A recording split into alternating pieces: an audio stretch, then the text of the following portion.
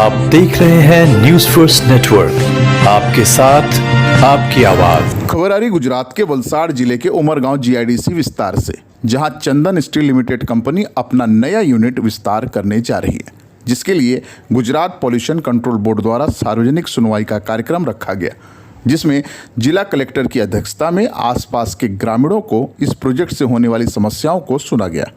बाद में कंपनी प्रबंधन द्वारा इसकी समस्याओं को ध्यान में रखकर कार्य करने की बात कही गई। जिला कलेक्टर अनसुईया आर झा ने लोगों की समस्याओं को ध्यान में रखते हुए कंपनी प्रबंधन को इस पर विशेष ध्यान रखकर कार्य करने की अनुमति दी। इस मौके पर विधायक रमन भाई पाटकर, उमरगांव इंडस्ट्रियल एसोसिएशन के प्रेसिडेंट नरेश भाई, ईश्वर भाई बारी सहित काफ़ी संख्या में लोग उपस्थित रहे। आइए देखते हैं हमारी ये खास रिपोर्ट। तहरी खाते चंदन स्टील યુનિટ 6 માટેનું લોક સુનાવણી હતી, પબ્લિક ગેધરિંગ હતું. આ સુનાવણીમાં અત્રે આ જે એક્સપાન્શન છે એનાથી એફેક્ટેડ જે આજુબાજુના વિલેજીસ છે એના એનજીઓ સહિત ગામના લોકો પણ હાજર હતા. બધાએ પોતાની લેખિત રજૂઆત પણ આપી છે.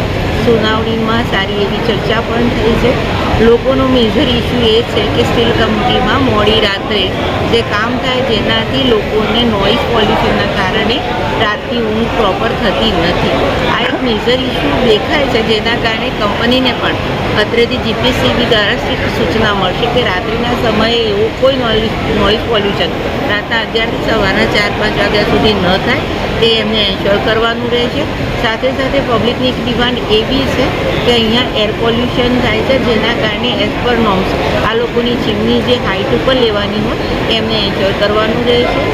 બીજું, ગામતળમાં જે પાણી છે એનું વધારે વપરાશ કરવાની એ લોકોની રજૂઆત હતી, પરંતુ વધુ વપરાશ જ્યારે સ્ટીલ કંપની છે ત્યારે એ લોકો રિસાયકલ કરવાની રજૂઆત કરી છે કે જે પાણી અમે વાપરવાના છે રિસાયકલ કરીને પુનઃ યુઝ કરવાના છે, અને દરેક ઇન્ડસ્ટ્રી કરતી હોય છે, પણ એન્શ્યોર કરવાની જવાબદારી જીપીસીબી છે અને એના ઓફિસરોને બાધ્ય કર્યા છે. આજની ચર્ચામાં એક ફલસ્વરૂપ એ પણ આવ્યું કે જે દરિયામાં પ્લાસ્ટિકનો કે એવો કોઈ અન્ય લોકોનો વેસ્ટ જતો હોય જેના કારણે થઈને માછીમારી જે લોકો કરે છે એમની માછલીઓને તકલીફ થાય છે ને એમની જાળમાં પ્લાસ્ટિક આવે છે. એ તો નાગરિક તરીકે દરેકની ફરજ છે કે આ પ્રકારનું કોઈ પ્લાસ્ટિક દરિયામાં વેસ્ટ તરીકે નાખવું જોઈએ નહીં. ઇવન કંપનીએ તો બિલકુલ નહીં, કંપની તરફથી એવો કોઈ વેસ્ટ જતો નથી, પરંતુ તમામને સૂચિત કરું છું કે દરિયાનું પોલ્યુશન પણ થવું ન જોઈએ. પ્લાસ્ટિક વેસ્ટ તો બિલકુલ ના જવું જોઈએ, જેથી આપણી દરિયાઈ સંપત્તિને કોઈ નુકસાન ના થાય. સાથે સાથે અત્યારે એક રજૂઆત એ પણ હતી કે આજુબાજુના જે ગામો છે કે જેમને CSR ફંડમાંથી સમાન પ્રકારે દરેક ગામના વિકાસ માટે કંપની નાણાં આપવા જોઈએ, અને એના માટે આપણે એન્શ્યોર કરીશું કે દરેક ગામના સરપંચશ્રી તરફથી એમના ગામમાં કયા કામોની જરૂર છે એનું લિસ્ટ કલેક્ટર તરીકે લઈશું, જીપીસીબીને આપીશું, દરેક કંપનીને પણ આપશું કે CSR ફંડ 100% વપરાવવું જોઈએ અને આજુબાજુમાં એફેક્ટેડ વિલેજીસમાં ખાસ વપરાવવું જોઈએ. પસંદ થઈ રહેલી છે. ચંદન સ્ટીલ 40 વર્ષથી ઉમરગામમાં કાર્ય કરે છે, અને આજે અમારે એક્સપાન્શન માટે લોક સુનાવણી હતી, અને આજે ભારી સંખ્યામાં ગ્રામજનો આવેલા, આજુબાજુના ગામના લોકો આવેલા, અને આ લોકોનો અમને હંમેશાથી સહકાર મળ્યો છે.